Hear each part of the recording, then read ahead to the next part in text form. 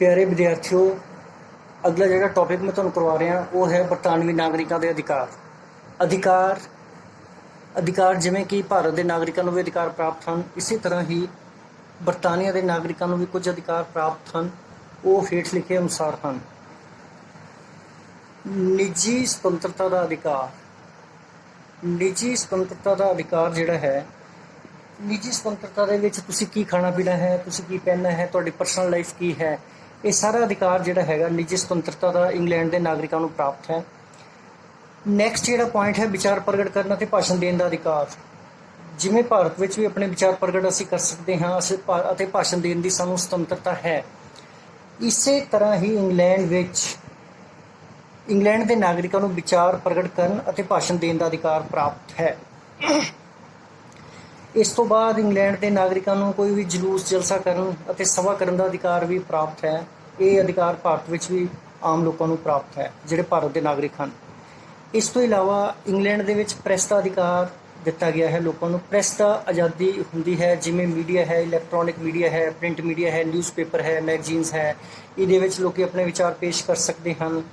वो कोई भी न्यूज़ चैनल देखना है देख सकते हैं। ये सारी जी सुतंत्रता होंदी है, इसनूं असीं प्रैस के अधिकार में शामिल करते हैं। धार्मिक सुतंत्रता का अधिकार। इंग्लैंड के लोगों को धार्मिक सुतंत्रता का अधिकार भी प्राप्त है। धार्मिक सुतंत्रता के बहुत सारिया गल्लां शामिल होंदियां हैं, जिवें कि भी किसी भी धर्म का प्रचार करना, किसी भी धर्म को अपनाना, किसी भी धर्म को छड्डना, ये सारे जिहड़े है ये सारियां सुतंत्रतावां जिहड़ियां हन, ये सारे अधिकार जिहड़े हन इंग्लैंड के नागरिकों को प्राप्त हैं। नैक्सट पॉइंट है राजनीतिक संगठन बनाने का अधिकार। इंग्लैंड के लोगों को राजनीतिक संगठन बनाने का अधिकार भी है। वो किसी भी राजनीतिक संगठन का निर्माण कर सकते हैं, पर ये सारे काम कानून के दायरे में होने चाहिए हैं। अगला पॉइंट है जी चोण लड़न और वोट पाने का अधिकार। दुनिया के लगभग सारे देशों में वोट पाने का अधिकार लोगों को दिता गया है। इंग्लैंड के भी लोगों को वोट पाने का अधिकार दिता गया है उस देश के नागरिकों को। इंग्लैंड के किसी भी ब्रिटिश नागरिक को अपनी वोट पाने का पूरी तरह अधिकार प्राप्त है। और जेकर कोई इंग्लैंड का नागरिक चोणां लड़ना चाहता है तो वह कानून के दायरे में रह के अपनी चोण भी लड़ सकता है।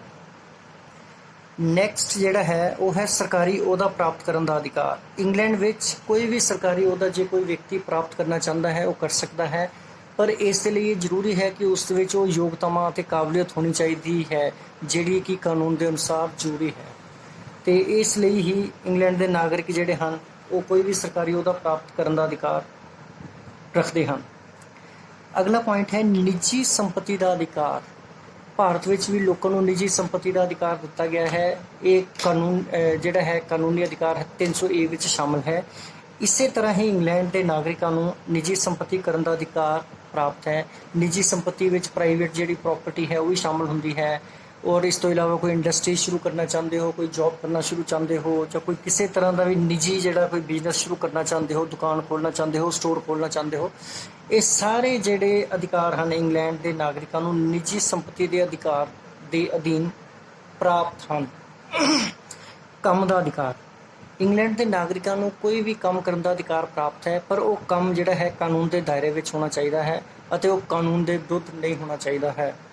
काम के अधिकार तो भाव यह है कि व्यक्ति जो योग्यता रखता हो तो उसनों काम के अनुसार फिर उसका वेतन भी प्राप्त हो। इनू असीं राइट टू वर्क कहते हैं। नैक्सट पॉइंट है जी समाजिक सुरक्षा का अधिकार। समाजिक सुरक्षा का अधिकार। समाजिक सुरक्षा विच पेंशन है, बुढ़ापा पेंशन है, कोई हैंडीकैप है, या कोई मैडिकल सुविधावां हैं, ओल्ड एज बंदे हैं, ये सारी जिहड़ी सुरक्षा होंदी है इंग्लैंड के नागरिकों को प्राप्त है। ये जिहड़ा अधिकार प्राप्त होंदा है इसनूं असीं समाजिक सुरक्षा का अधिकार कहते हैं। अखीर में असीं ये सिट्टे ते पहुँचते हैं कि इंग्लैंड जिहड़ा कि दुनिया के बहुत ही सफल और कामयाब देशों में शामिल है। उत्थे दे नागरिकों को हर तरह के अधिकार प्राप्त किए गए हैं तो अपने विचार पेश कर सकते हैं। धार्मिक सुतंत्रता उन्होंने प्राप्त है। राजनीतिक संगठनों का निर्माण वो कर सकते हैं। निजी संपत्ति का अधिकार भी उन्होंने दिता गया है। विचार प्रगट करने और भाषण देने की सुतंत्रता भी उन्होंने प्राप्त है। इस तो एक गल तो बड़ी स्पष्ट है कि इंग्लैंड के नागरिक जिहड़े हैं दुनिया के जिहड़े बहुत ही लिबरल कंट्रीज हैं, उदारवादी देश हैं, उन्होंने उसी तरह ही अधिकार प्राप्त हैं जिस तरह की दुनिया के उदारवादी देशों में प्राप्त हैं। ये सारे जिहड़े बरतानिया के नागरिकों के अधिकार हैं। Thank you.